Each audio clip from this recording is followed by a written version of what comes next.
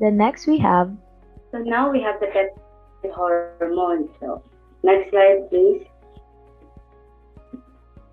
So peptide hormones are one of the most important hormones that are short chains of amino acids. So in peptide hormones, we have here the pituitary glands, which play a major role in secretion of hormones into the bloodstream that help influence us far from their site.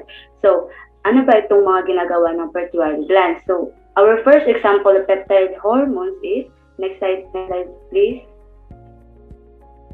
First, we have the vasopressin. Vasopressin is a hormone secreted by the pituitary gland that has wide-ranging effects. So, mga effects ng vasopressin ay first, reduction of urine volume. Next is yung stimulation of water reabsorption by the kidneys. And lastly is the stimulation of moderate vasoconstriction. So, ang tatlong action na yun ay yun yung nag-indicate na ang vasopressin pala ay it acts to increase the blood pressure. Sa kabaliktaran naman, yung pag mag-increase ng blood pressure, pag mag-drop naman ng blood pressure yung vasopressin, magkakaroon naman ng release. If there's a drop in blood pressure, magkakaroon naman, dito na mag-release yung vasopressin. So, this short chain polypeptide consists of 9 amino acids, and vasopressin, hindi na siya naga-function sa ating kidney or sa blood vessel. Pwede rin siya may role din siya sa brain, and ang role ng vasopressin ay to enhance pair bonding among mates in mammals. So, next example of peptide hormones is the oxytocin. So, oxytocin, which is a polypeptide made from 9 amino acids, it is thought to be involved in the social recognition and pair bonding. It is also secreted in large amounts in females during labor. So, ang oxytocin naman ay may apat siyang function naman. First is, it stimulates smooth muscle in the uterus. Ibig sabihin, it leads to the contraction that will deliver the fetus. And after birth, oxytocin levels in the cerebrospinal fluid of mothers, and it also established that this hormone acts to promote bonding of the mother with her infant. So, yung stimulation na yun, na-occur siya sa nipples of nursing mother that will cause the hypothalamus to release oxytocin. And next naman, nag-release naman din ang oxytocin sa brain of both sexes during orgasm. And it will also enhance their pair bonding. And lastly, oxytocin is believed to aid in the regulation of the circadian rhythm. So, during periods of high stress, the effects of oxytocin are reduced because oxytocin neurons in the brain are suppressed by the catecholamine. Catecholamine is our neurotransmitters released by the adrenal gland during stress. So, the third example is the prolactin. So, prolactin is a much longer polypeptide consisting of about 195 amino acids together in a single chain. So, yung prolactin naman, ang release naman niya is it trigger in lactating females by infant stimulation of the nipples. So, same lang siya ng kagaya nandyan sa picture nakikita nyo, same lang yung prolactin at oxytocin na nagpa-function sa pag-trigger ng lactating females sa nipples. Then, one of the primary function din ng hormone na to is to stimulate development of the mammary glands and to trigger milk production. And also, it has an action as well that indicates that during sexual arousal, prolactin acts against dopamine to cause the so-called refractory period. And ang isang negative factor naman ng prolactin ay pwede siya mag-cause ng impotence and loss of sexual desire in some cases. And our last example is the insulin. So, insulin also is a polypeptide hormone which acts to stimulate the uptake of glucose by liver and muscle cells that they can store it as glycogen. So, ang enzymes dito ay magkakaroon siya ng excise a portion of the pro-insulin molecule called the C-peptide. So, this C-peptide produces the actual insulin molecule. And when conditions warrant it, the beta cells will release insulin together with the C-peptide to the bloodstream via exocytosis.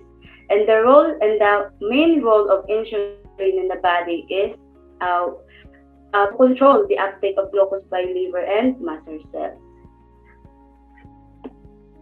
So the areas of hormone productions. Yung alam lang natin na nagpo-produce ng some of us ay alam lang na nagpo-produce ng hormones are the adrenal and pituitary glands. However, hormones are actually produced in many areas throughout the body. Some of the areas are the adrenal cortex, adrenal medulla, intestine, liver, placenta, stomach, and thyroid.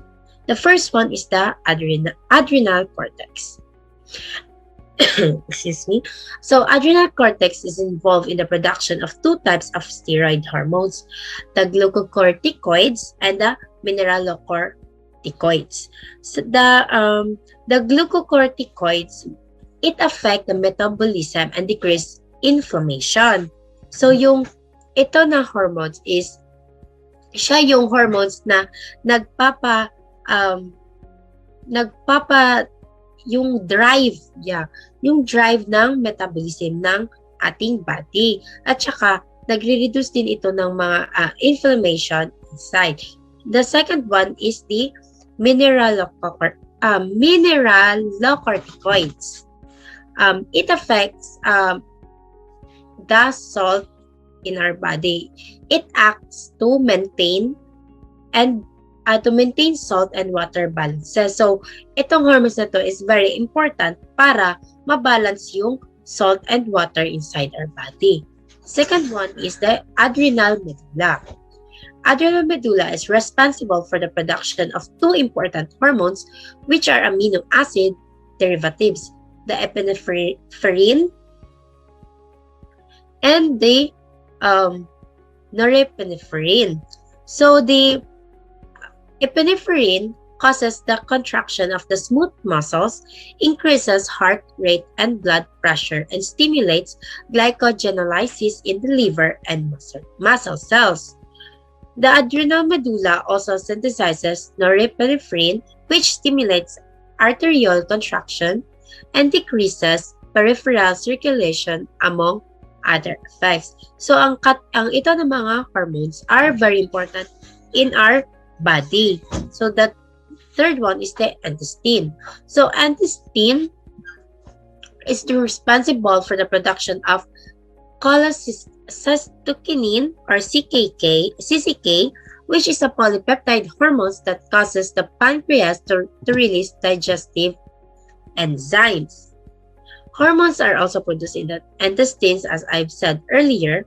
There are two examples, include cholecystokinin, as I've said earlier, na kapag ito na hormone is a polypeptide hormones na nire-release ng intestine para mag-trigger sa pancreas to release digestive enzymes. The liver is involved in the synthesis and secretion of several hormones, just like the insulin-like growth factor 1 or IGF-1 or somatomedin. It is a polypeptide hormone which stimulates cartilage growth. So, another important hormone produced by the liver is thrombopoietin. It is a 332 amino acid chain polypeptide. These hormones act in the bone marrow, where it causes cells to differentiate into megakaryocytes, which generate blood platelets. Third one is the placenta. The next one is the placenta. It is involved in the production of steroid progestin hormones, which other teacher already discussed.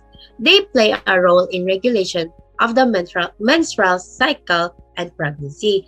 Placenta is only present in women. So placenta can be seen or is found only after the conception. So, it involves the production of steroid progestin hormones para yung babae